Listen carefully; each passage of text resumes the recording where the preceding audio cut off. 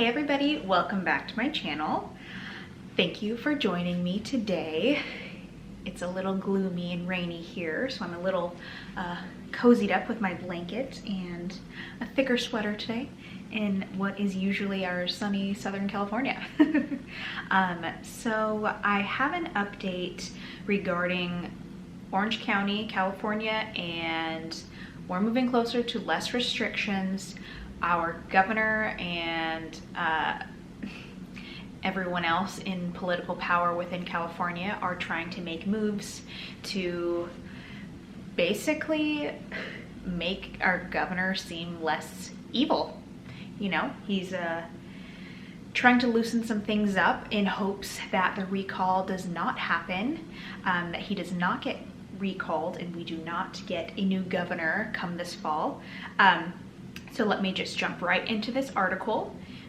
Before I do that, thank you guys for joining me here. Thank you for your dedication in engaging in the comments with me on some other fun videos that I have. Let me just get right into this. Okay, Orange County draws nearer to a less restrictive world. What do they mean by this? Orange County is on track to graduate to a less restricted COVID-19 tier next week, according to county officials. So this article was published a couple days ago on the 9th. So today is, what's today? Today's the 12th, Friday, March 12th. So I think they're saying starting Monday, but let me keep reading to give you guys the actual facts. Orange County recorded 1 week of improved metrics and must improve or maintain its numbers for an additional week before reaching the red tier's less prohibitive set of guidelines. Before Orange County can move to the red tier, we must meet certain benchmarks set by the state regarding daily case rate, positivity rate, and health equity rate for 2 consecutive weeks, which we're on track to meet. This is Supervisor Andrew Doe said in a press release. Thanks to the diligence of our residents and business operators, we're on the cusp of moving to the red tier, but we must remember to not let our guard down and continue adhering to local health guidance. So it doesn't look like we are following Governor Abbott from Texas.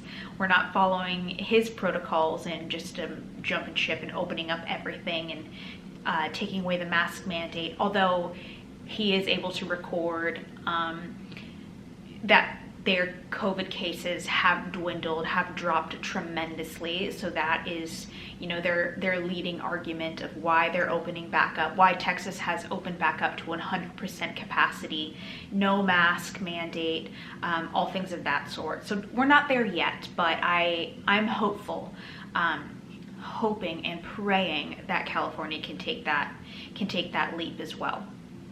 Okay.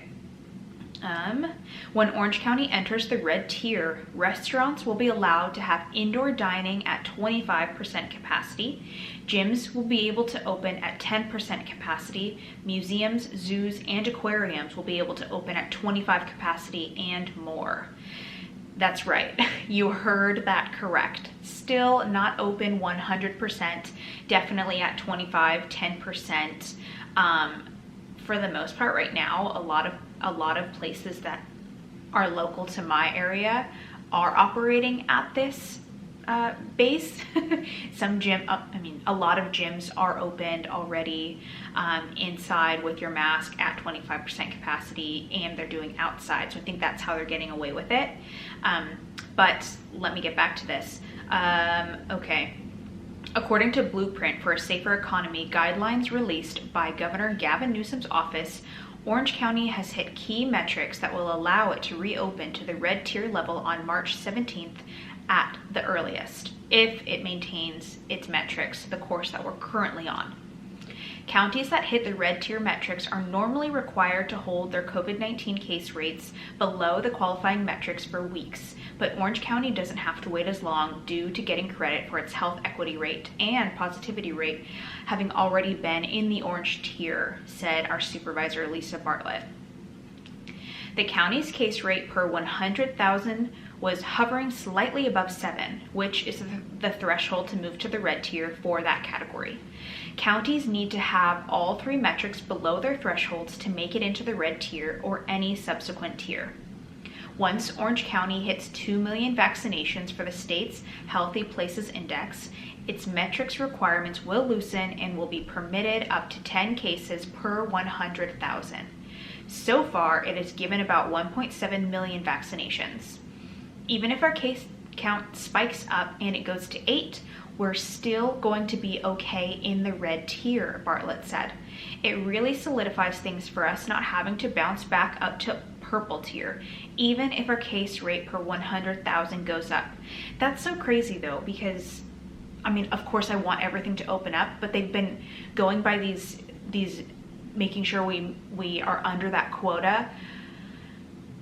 But if we maintain 7 or below, but suddenly it spikes back up, they're not going to close things down. So why have they been doing that in the past already? It's a little confusing to me, and it does sound a bit controlling. I guess that's why the whole recall Gavin Newsom over, partially because of all of this COVID drama, why that was put in place in the first place. Okay, it's a huge relief for the county and a significant milestone because it means that with all the vaccinations that are taking place, we're actually turning the corner relative to addressing the issues of COVID-19. So by going from purple to the red tier, we're going to be able to open up so much more of our local economy, small businesses and such. This is Lisa Bartlett speaking. If the county retains its downward trend, it could reach the even less restrictive orange tier within weeks. If we can get our case rate per 100,000 down to the orange tier level within 3 weeks after March 17, if we hold steady, we're going to be able to move to the orange tier. It could be a very quick movement from red tier to orange tier.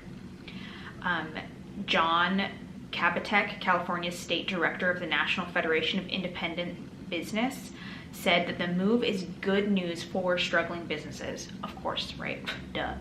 We're very encouraged to witness more and more of California's communities opening up their doors for small business to thrive and succeed once again. He said that he believes some of the progress is due to more residents being vaccinated against the virus. Have you been vaccinated? I don't know anybody that's actually been vaccinated. Although there are still some challenges here in California, all in all, we're encouraged that policymakers are doing their part to recognize that if a small business thrives, our public services thrive because they're the ones who subsidize healthcare, education, fixing our broken streets with their tax dollars. In terms of changing to red tier, we're glad about that. We're hopeful that things will remain safe, and we still are encouraging every small business owner to take the important measures to keep their businesses clean, safe, and healthy throughout this process so that we can make our way through the woods. But we also believe that there's not a moment too soon that we should be getting Main Street reopened, customers coming through the door, and men and women working once again. All right, well, thank you, Orange County, for at least getting our hopes up in knowing that the end is coming, and if we continue to go down the road that we're going down, we will be open once again, hopefully similar to Texas, with being able to go outside without some masks, go shopping without masks. I know we're doing it for the safety of others, but it's personal preference, I guess I could say, right? So thank you everybody for listening in. This is what's going on with Orange County regarding mask mandates, business closures and reopenings. It looks like by March 17th, our businesses will be open in dining restaurants at 25% capacity, gyms as well, zoos, museums, things of that sort. So stay tuned. If I hear anything else, I will let you all know. Once again, thank you for viewing, and I hope you guys have a great day.